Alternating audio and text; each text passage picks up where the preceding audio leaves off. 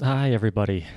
Good morning, good afternoon. Welcome to Chee-Tash. My name is Chris, your host, and today we are going to continue on with the current book that we are reading, The Alchemist by Paulo Coelho. I think I'm pronouncing that right. Last time we just read the first half of part one, and today, as I stated last week, we were just going to finish out the rest of the chapter, rest of the part one. So 27 through 50 we'll be going over today. Just as a refresher, you know, kind of let's take a look back at what we have so far. And we have a couple characters that have come into play. The main one being this young boy, or we don't really know how old he is. He is old enough to order alcohol, I will say that. As I found out reading 27 through 50. But Santiago is the main character, a shepherd that travels a lot. He's got quite a bit of sheep, and he travels, takes care of his sheep, and every year he goes to get his sheep sheared, which, from what I understand, is how he gets money. And this is where the sheep shearer, the merchant, had a daughter that he met who seems like he really likes. He meets a gypsy. He meets the old man, the Salem king, which we'll find out. I don't know. I don't think we find out his name or that he's a king until. Or no, we knew he was a king, but we didn't know his name was Melchizedek, so we'll find that out. 27 through 50, spoiler alert. His dad, or his parents specifically, wanted him to go into like the priesthood and go into the church, being a pastor or priest. And he decides against it, decides to travel. Well, his dad actually gives him the money to start his initial flock of sheep. And because his dad says, well, if you want to travel, there's only two people I know that travel. Either you have money or you're a shepherd. And most people from this village are shepherds. So his dad kind of sends him off with the money so he can start his flock, so he can start his shepherdhood. It seems like Santiago is religious. There is that tie to, the village that he's from seems like it might be pretty spiritual, faithful.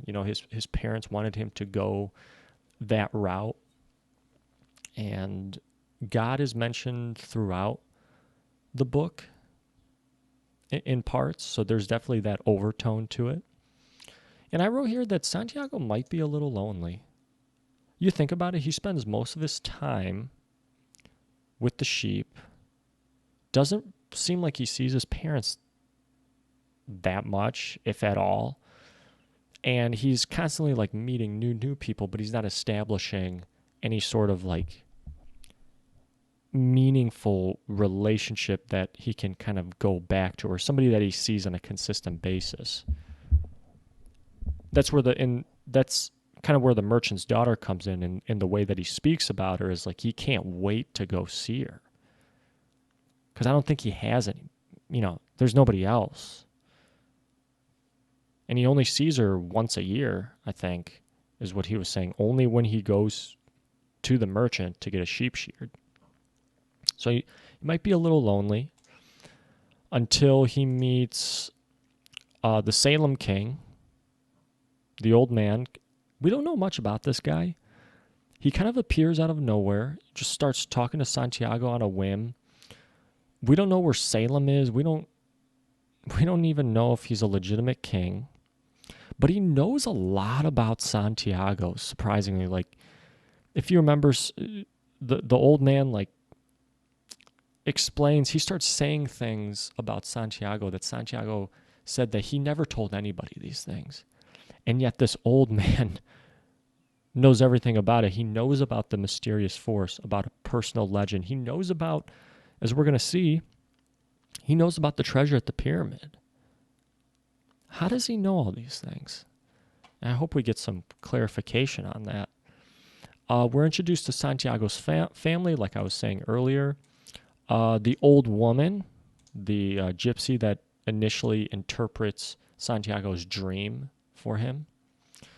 And then we have the merchant and his daughter, which we don't know too much about, really, although that Santiago really likes the daughter. So let's continue. Let's open this up. Let me take a drink of some tea here.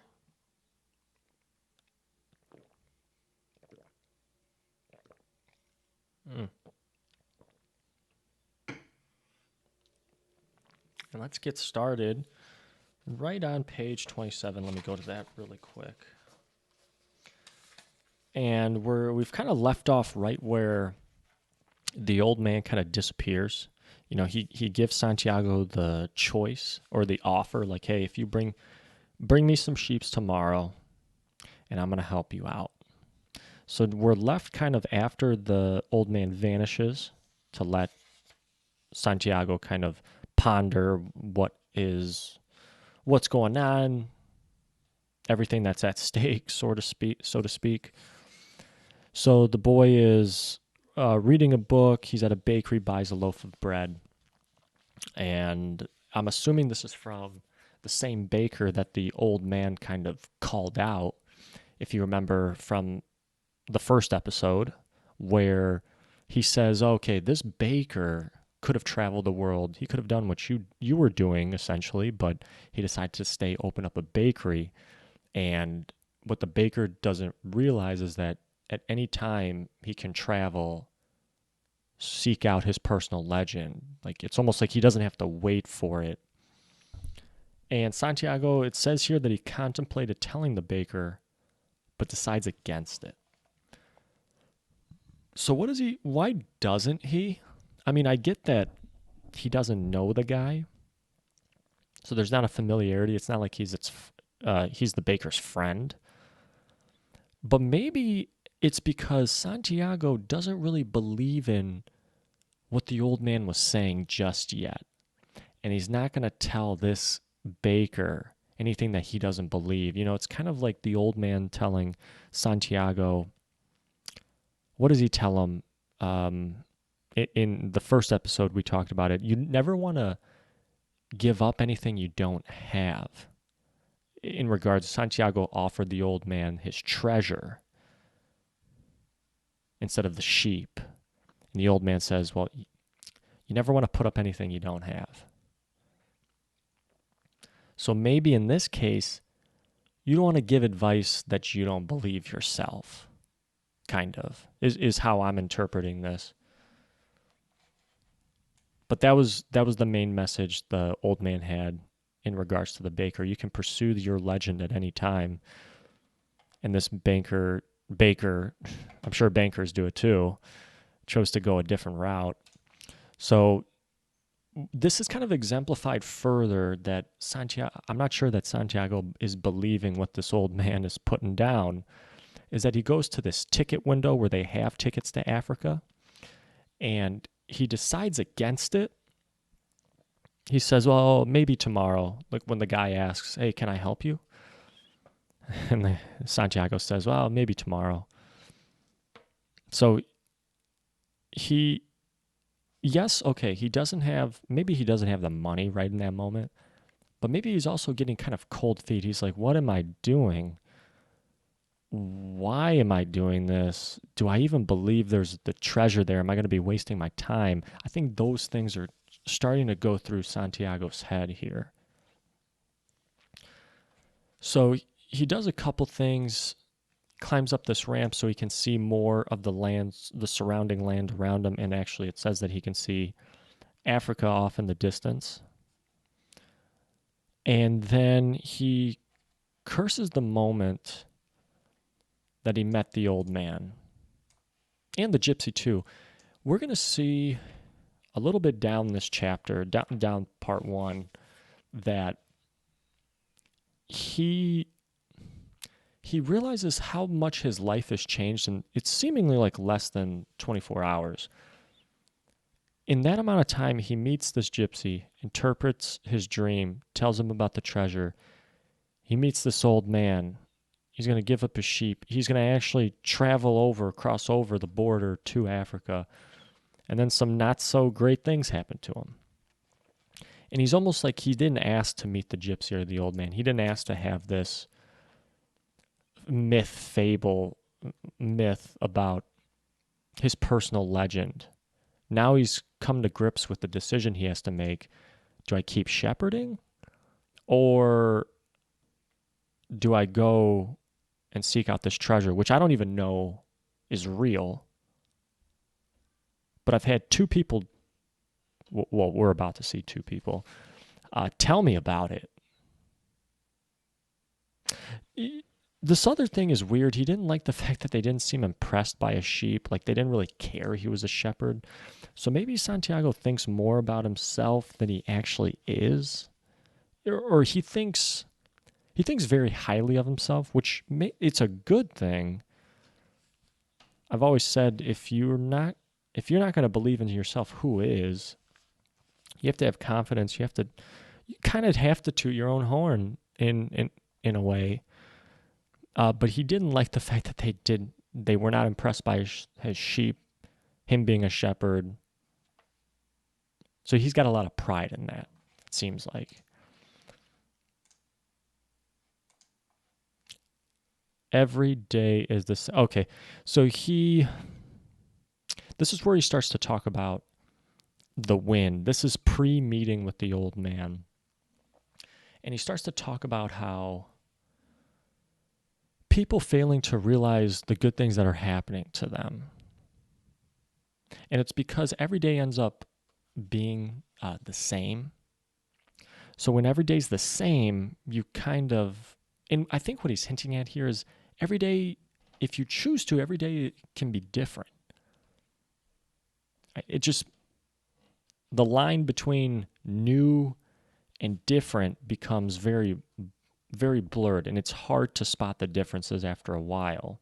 But if you can, you realize that things are changing and good things are happening.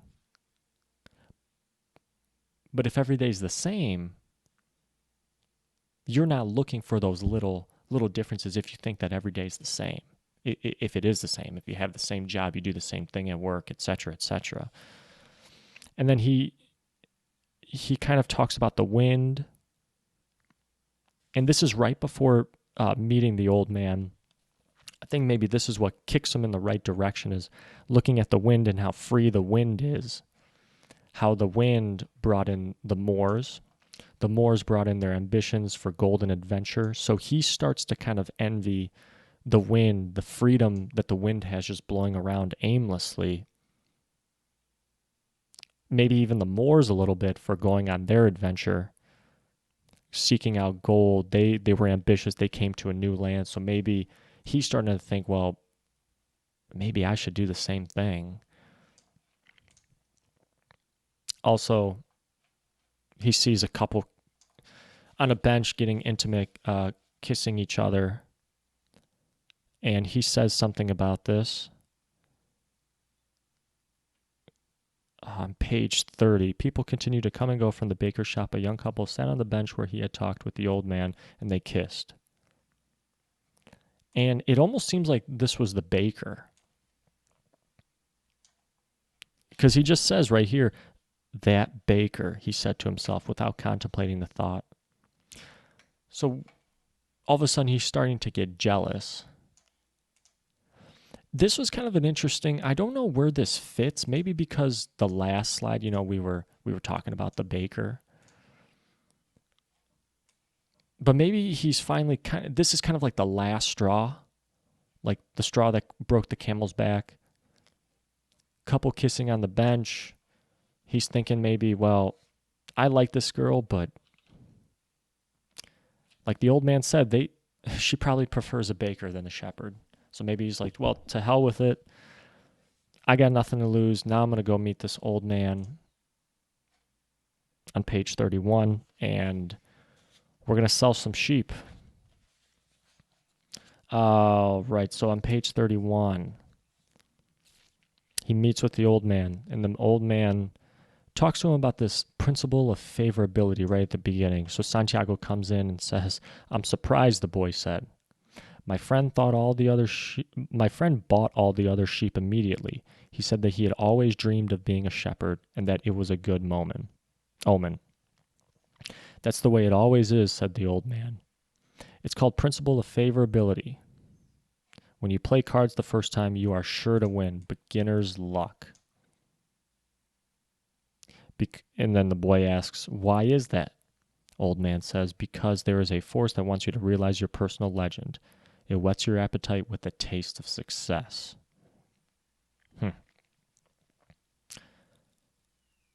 So why does he tell him this? Maybe exactly what he was saying. Santiago has found himself with some information that he didn't have before. Never really thought about it before. And maybe that's the beginner's luck. You had a gypsy and now an old man kind of telling you similar things. And now this is like the boost in the right direction that is needed for you to finally go seek what you've been really after. It's not the traveling. You're not traveling just to travel, but you've been traveling seeking something and you just don't know it yet. And it took two people to kind of bring this forth in your mind, bring it out of your subconscious. So he sells 6 sheep to the old man. Old man inspects the sheep, looks good, transaction processed, and then Santiago asks the old man, "Well, okay, where is the treasure?" The old man says, "Well, it's in Egypt, near the pyramids." And Santiago is startled. Seems like he is very angered because this is the same thing that the gypsy told him. And he just gave away a sheep for it. So it's almost like Santiago's having a little bit of remorse here. Like, why did I need to do that? I didn't need to do that. I didn't need to sell my sheep. Sorry, guys, for that screen changing over.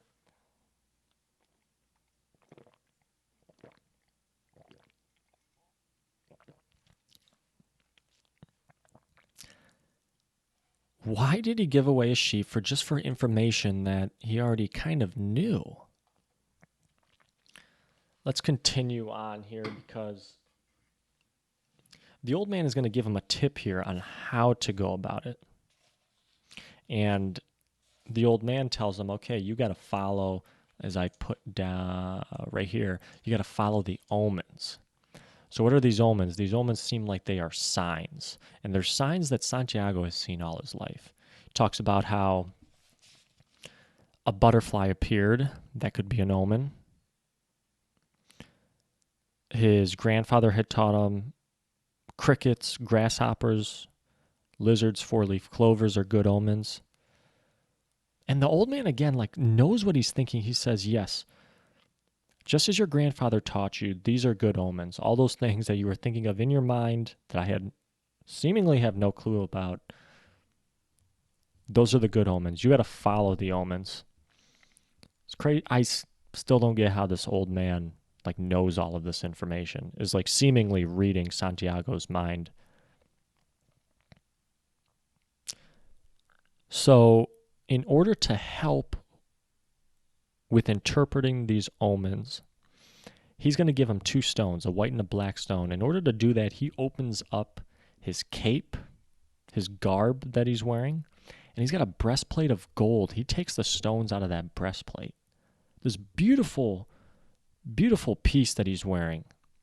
Santiago thinks, wow, maybe he is a king after all, because up until this point, he's not wearing a crown or anything. It seems like he's just dressed very regular.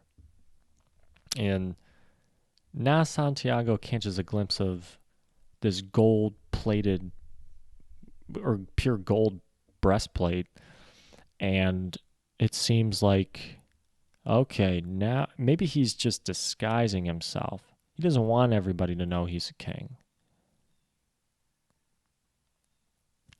So that's just a little thing we gather about this old man, which we still don't really know about much about. So he gives him these two stones, Urim and Thummim, from his breastplate. The black signifies yes, and the white no. So there's a black and a white stone. When you are unable to read the omens, they will help you to do so. Always ask an objective question, but the old man says, hey, try to make your own decisions. So they're not going to explicitly, remember in like driving video games where sometimes they would have like arrows on the road that you could just follow those arrows straight to your objective. This isn't going to be the case here. These stones can only take you so far. You still got to make some decisions on your own. But if there's ever a sign or something that comes about and you don't know, that's where these stones are going to come in and help. The old man tells him three things. Don't forget, everything you deal with is only one thing and nothing else. Don't forget the language of the omens, and don't forget to follow your personal legend. Everything is only one thing and nothing else. How I hear that is take everything as it comes, just one at a time. Don't get too ahead of yourself. Here, let me go back here. So take things as they come, just one step at a time. Remember, the omens are there to help. And keep your eye on the prize. It's basically like another kind of way of saying those three things. So before Santiago takes off, the old man tells him about this story about a boy that goes to visit. This is on page 33, spills over into 34, 35. So there's this boy that tries to find out the secret of happiness in the world. So his dad sends him to the wisest man in the world, lives out in this castle. He meets with the old man. The old man says, okay, take a look. I want you to take a look around the castle. Take a look at its beauty. But I want you to do it with a teaspoon of oil. And as you're going about the castle, you cannot spill this oil. So the boy goes about after for 2 hours walking around this beautiful place, and he's so concentrated on the oil that he doesn't spill it. And when he comes back, the guy asks him, well, what did you notice? And the boy gets kind of embarrassed because he was so preoccupied with the oil, he didn't notice everything around him. So the guy says, okay, go back out again. Don't worry about the oil. Come back. Let me know what you think. So he goes out. This time he actually sees the marvelous castle, marvels at its beauty. And then when he comes back, the old man asks him, that's good. You saw all these things. Where's the oil? And the boy didn't even know it. He lost the oil in the spoon. So the old man says to him, the secret of happiness is you see all the marvels of the world and never forget the drops of oil on the spoon. And Santiago thinks here that this story is meant to symbolize him and his sheep. A shepherd may like to travel, but he should never forget about his sheep. And it's interesting what's going to happen a few pages down the line here. So this is where we find out this little blurb, this section here, page 35.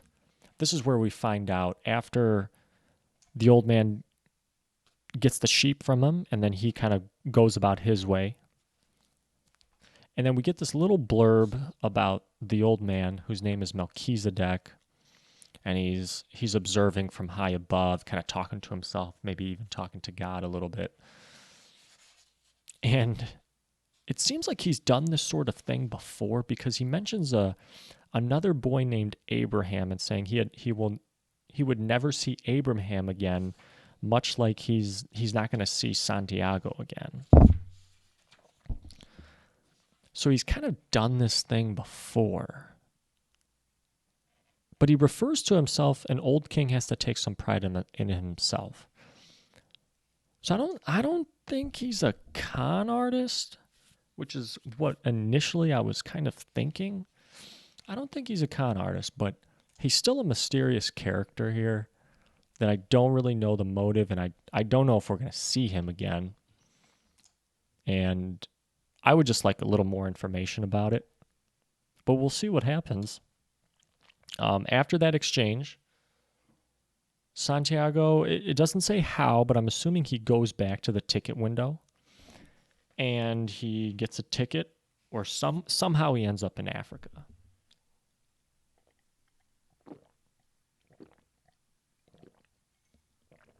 And, well, how do we know he ends up in Africa? Well, first off, he says it, but the surroundings and the environment around him are way different. Like, he says that at one point, everybody in the area gets down and prays, forehead to the floor. So probably a large Muslim population where he's at. I mean, that's Northern Africa. I believe a lot of it is. You're talking about Morocco, Libya, Algeria, etc. And let me take another swig of this.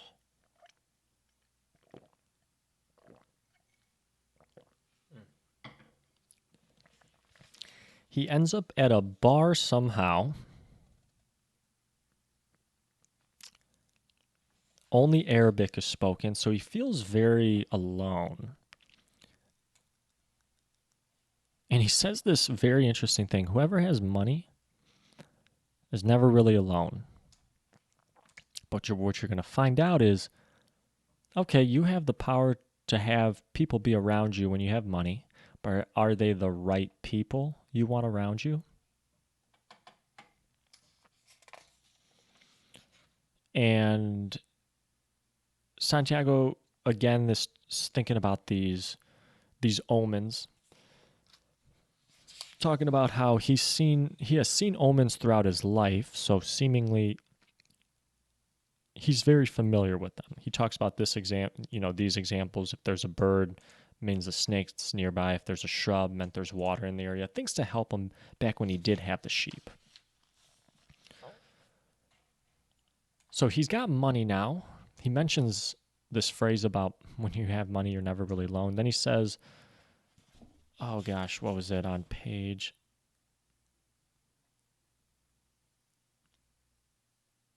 On page 37, he starts to think about these omens like he knows them. Now,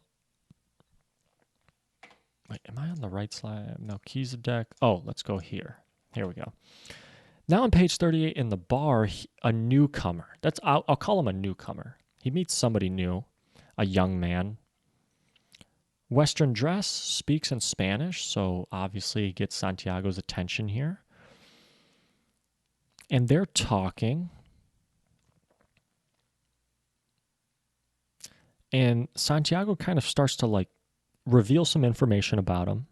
Says that he needs to get to the pyramids in Egypt.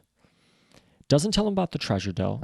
That is one thing that he decided not to do so. This is all on page 38.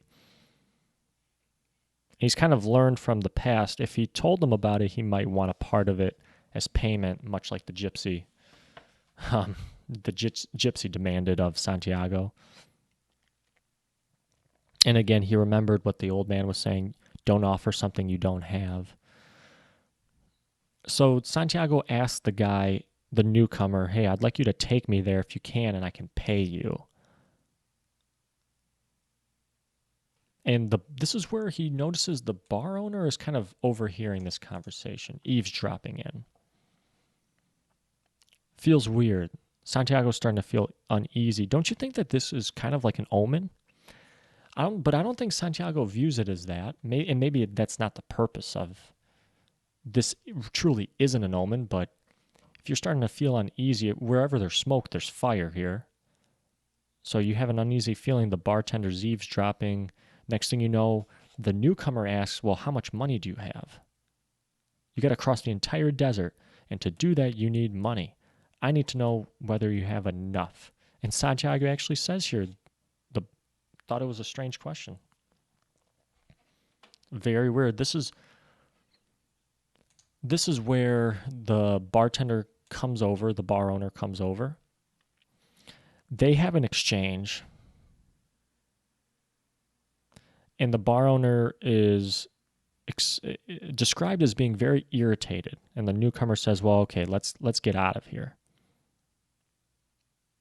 So Santiago goes up, they're about to leave, and the owner grabs him and starts to say a lot of things that Santiago doesn't know what they mean. It's probably in Arabic.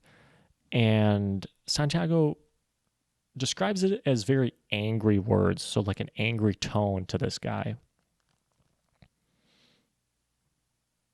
But the newcomer helps him, pulls him out, gets him outside, and the newcomer says, you got to be careful. That guy wanted your money.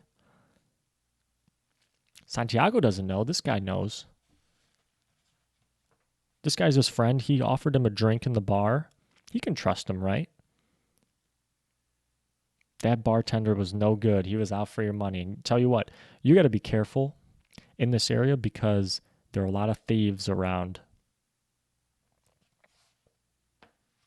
So Santiago seems pretty entrusting of this newcomer. He offered him a drink. He got him out of the situation with the bar owner. He's warning him about thieves in the area. And it says right there, page 39, towards the bottom, the boy trusted his new friend. He had helped him out in a dangerous situation. He took out his money and counted it. And the newcomer says, we could get to the pyramids by tomorrow, but I have to buy 2 camels. And Santiago, instead of giving him just the money he needs just to buy 2 camels, he gives the newcomer all of his money.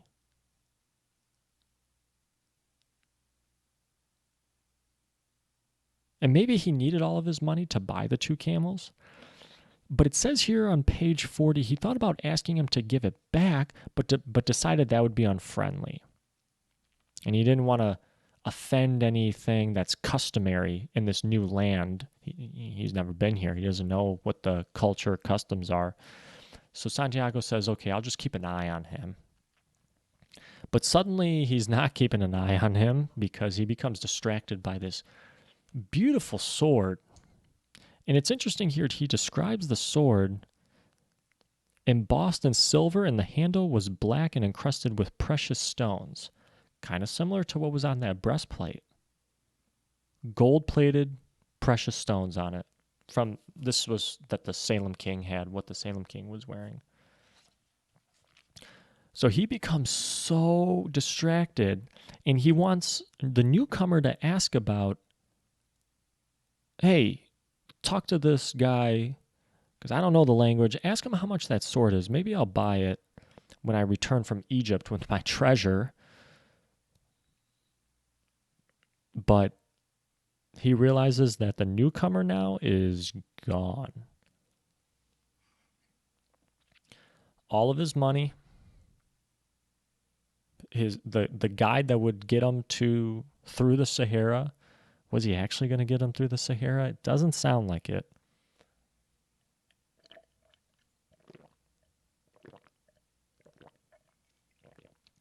Doesn't sound like it. Doesn't this sound like what the old man was saying? Marvel at the world, but never forget about the oil in your spoon. Santiago forgot about the oil in his spoon in this situation. And now he's left without a penny. Couldn't find him. And this is where, as I had alluded to earlier, he can't believe all of these things are happened to him all in one day. Just a little bit ago, he was still a shepherd. He still had all his sheep. He He was getting ready to go see the merchant and meet up with the merchant's daughter again. Remember, he was about to do that, and then he stopped and talked to that gypsy in that town. That's where things have just gone south, and he just can't believe all of this that's starting to happen to him. All this happened between sunrise and sunset. He was feeling sorry for himself and lamenting the fact that his life could have changed so suddenly and so drastically.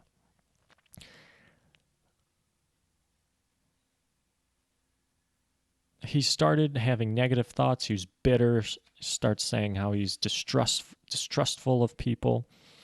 And it says here, he wept, this is on page 42, he wept because God was unfair, and because this was the way God repaid those who believed in their dreams.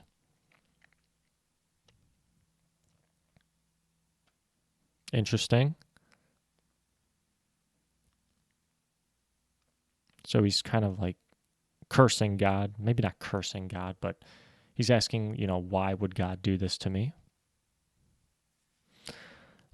Santiago then remembers, oh, wow. Okay, let's check all of our possessions here. Let's see what we have. Not much. So he says that he's got that heavy book, which he was reading when the old man came up, started talking to him. He's got a jacket. Oh, but he still has the 2 Omen stones that the old man gave him. And he feels relieved, he said. So now maybe these stones can kind of point him in the right direction. And he just mentions this whole new perspective on the bar situation, page 43. The owner of the bar wasn't yelling at him. He was trying to warn him. But he didn't.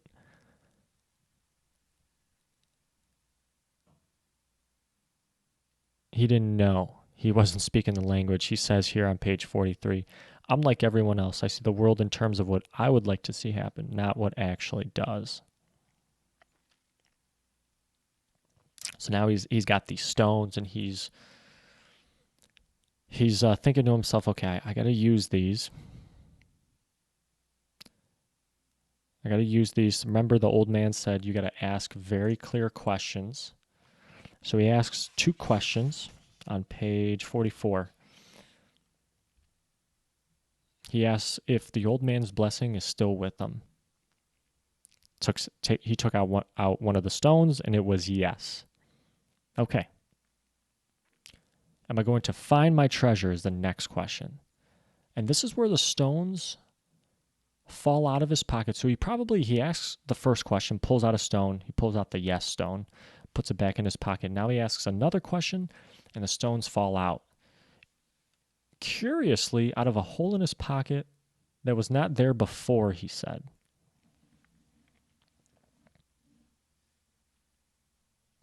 Very interesting. So it seems like he doesn't have a clear answer from that little exchange with the stones.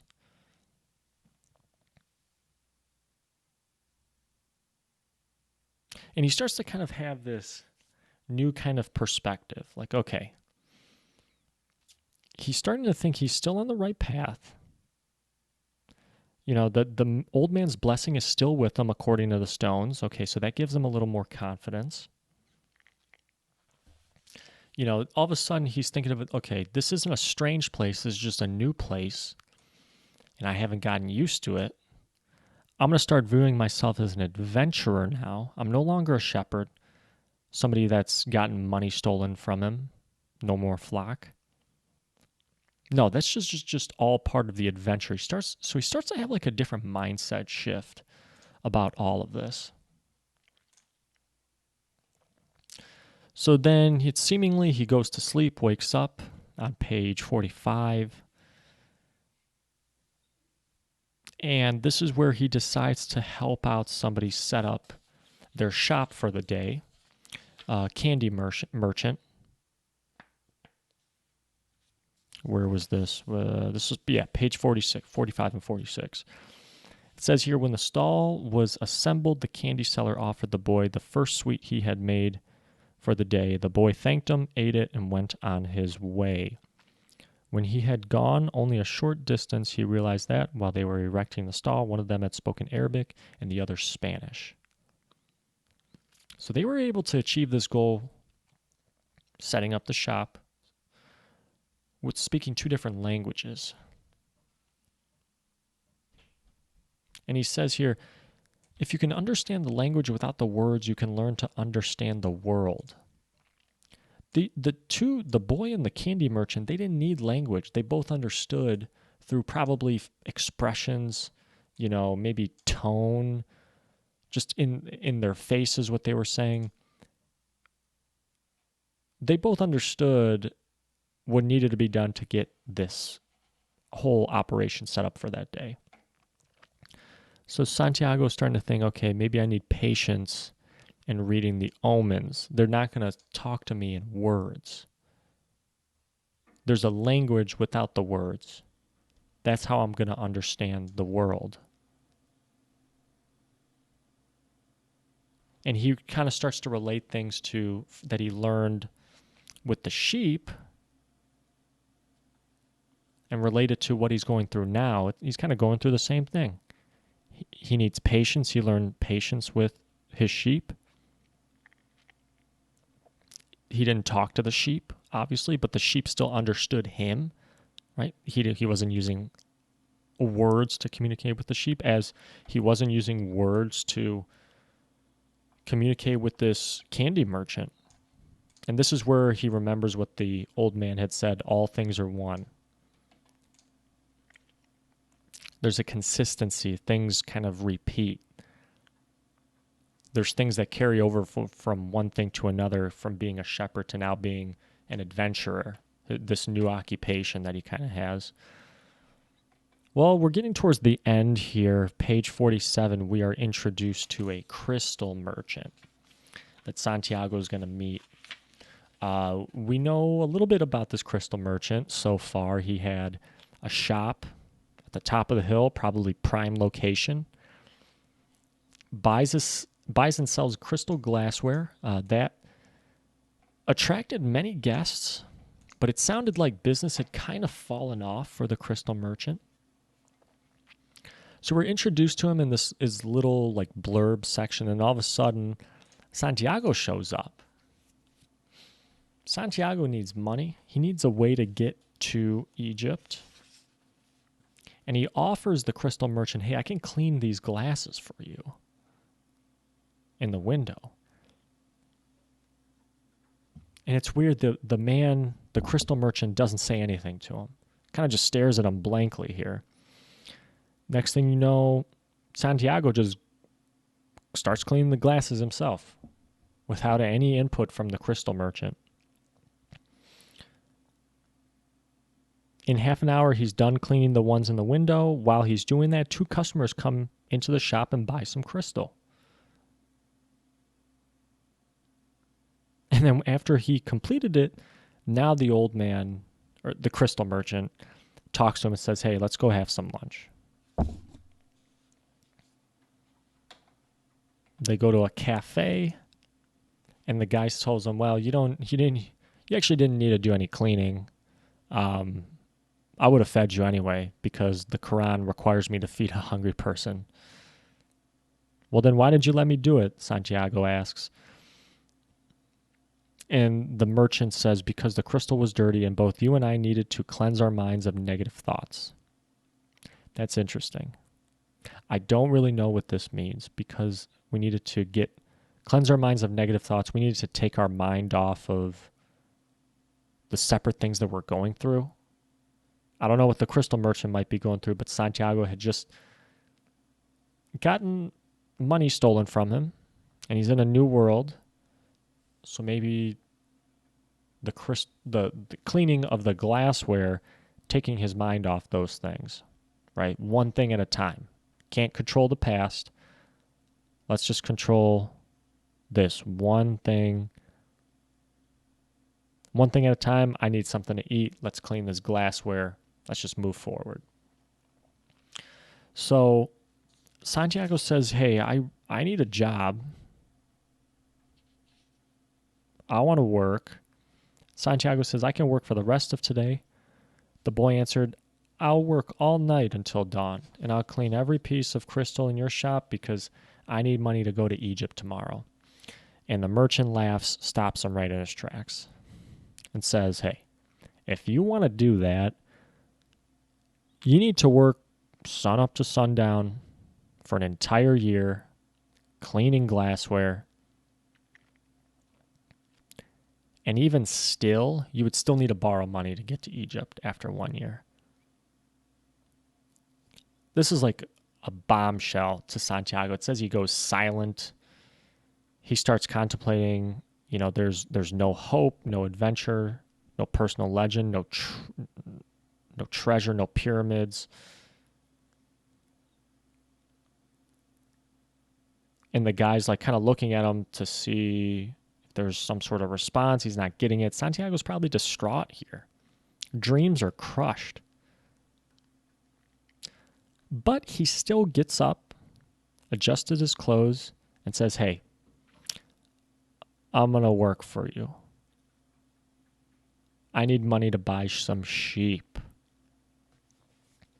It's interesting he doesn't say ticket or some sort of transportation to get across the desert. I need some sheep, so I'm going to work for you. And that's where this ends. Part 1 ends. What do you think he needs the sheep for? And I asked here, do you think he is going to return to being a shepherd? Why would he need that sheep? What's he going to do with that? That would just weigh him down, right? Seemingly, that would just weigh him. The whole idea of selling the sheep, I thought, was to lighten the load, get some money. So now he's just focused on the legend. He doesn't have to worry about the sheep. Could the sheep even survive out in the desert, crossing the Sahara?